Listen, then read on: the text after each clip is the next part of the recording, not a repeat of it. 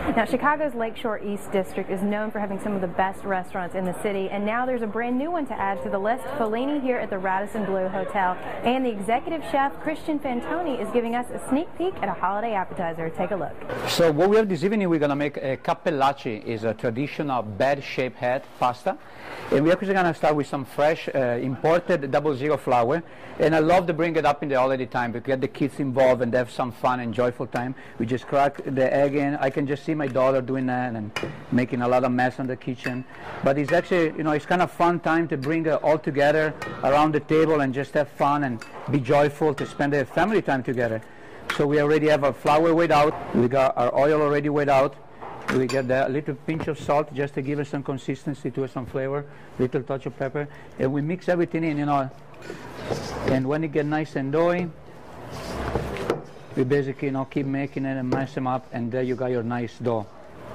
So, and basically what it come up to, at the end, we have this nice, beautiful dough all together after it's been mixed, and then we're gonna have some fun and roll it into the machine. So now what we do, we have our nice dough. We like to flatten it up a little bit, and we have this beautiful pasta machine that we use in the restaurant, and we just quickly roll it until we just get a nice consistency to it, and we keep folding it. I know probably at home people don't have this, but I just remember in Italy it's one of the things the mom always have. And if you don't have the pasta machine, you're not a part of an Italian family. So you can roll it by hand. It's gonna take you a little longer, but that should be fun. So we keep going until it's got a nice consistency and nice resistance to the dough, and we keep rolling it until, you know, a few times, like a couple of minutes, and then we go to the very small end until it's nice and thin. The pasta, you know, in Italy have to be. We love our pasta nice and thin, and especially when Mama roll it on a Sunday or Christmas time, it have to be nice and thin. You don't want to overdo it. Then we have a nice dough. What we do, we just cut a couple of nice squares out of it. You can do it with your knife. Some people like to do, in America everything has to be easy, so we like to do it with the pizza cutter. Yeah, it might make it much easier, more fun. The kids can walk in, you know, with a knife you don't want to, you want to be safe, and the kids don't want to hurt them. In the meantime, we already made our filling that we actually can show you how to make our filling. We have our butternut squash now is being cut. We remove the seeds, salt and pepper, little touch of extra virgin olive oil. We're going to put it in a sheet pan with a wire rack. Upside down, where the juice is going to drip down and cook. We're going to cook at 325 for 45 minutes until it's nice and baked. Then we remove all the inside and we pass it to a food mill until the juice comes nice and creaminess. Basically, after you have this basically a puree, and we put it in this little like a bagger purse. What it is basically like a tissue cheesecloth, and we hang it overnight in a refrigerator, and it basically all the juice, the extra juice, drip down, and you basically achieve like this dirty kind of water that you don't want inside the ravioli because you lose all the flavor. So by doing that, we have our filling ready to go. And now what we have, we open up our little baggie. We just, as you can see, that's basically your butternut squash that has been hanging on nice, and now it's nice and dry, and you can, you can add less flour, or in this case we have to add less breadcrumb, so it make it nice and easy, and you got your nice little, basically that's what it is. Your pulp is being cooked, and now you have all your nice consistency. It's nice and dry. You don't have all the wetness to it. And so now we have a mixing bowl with our filling, or our butternut squash, and now we're gonna make the filling of it. So we have a little bit of salt. You know, just make sure you weigh everything. You know, I know by knowledge because I've been doing this for a very long time, but I just want you to make sure, you know, you always try to go with a teaspoon or something like that, just to make sure to calculate your correct amount. You don't want to over-season a filling.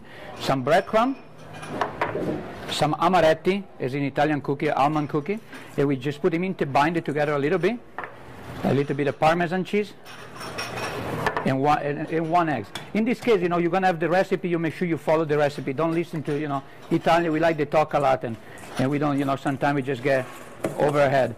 But we mix it all nice together, and now you achieve a little bit of thing. One thing that I enjoy, and usually in America, is mostarda.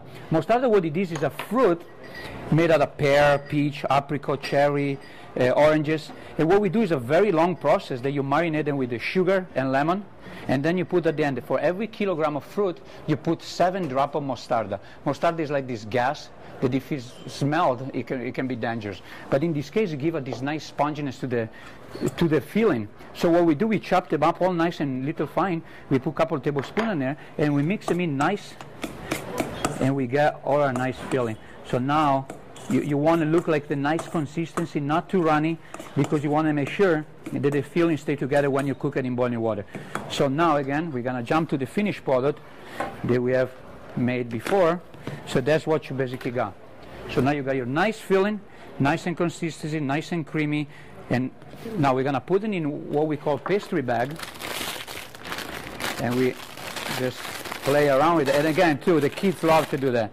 Make sure they help you. Make sure make sure you keep them involved in your part. And there you go. You got it. You squeeze them in. Don't cut the tip until the bag is full, because what happens? You're gonna run around the kitchen and the filling is gonna be in the floor, and then it's gonna be even worse of a mess.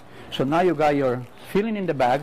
You cut the size of what you like to have, and I like to work with a very small size to make sure. Just remove right away your plastic, at least you don't get anywhere. And then what we do, we come here to the pasta that we just roll, and we just put a little speck in the middle, and we're just going forward like that, fold the thing. And again, you can imagine the kids, I can see them already yelling and screaming and getting excited. I want to do it, no, you do it. And so we got the fun part. We have a little touch of water that I don't like to use egg, because what the egg does is expand and it makes the dough thicker. So we do the one edge only. Then we bring the top over, we fold it, make it nice, like a nice triangle shape. And then what we do, we bring it around, we put the thumb, we push the thumb in, make a little belly, we fold the ear over, and there's your cappellacci. So we just drop our pasta in our pasta boiler, or your pot, you got a pot of boiling water.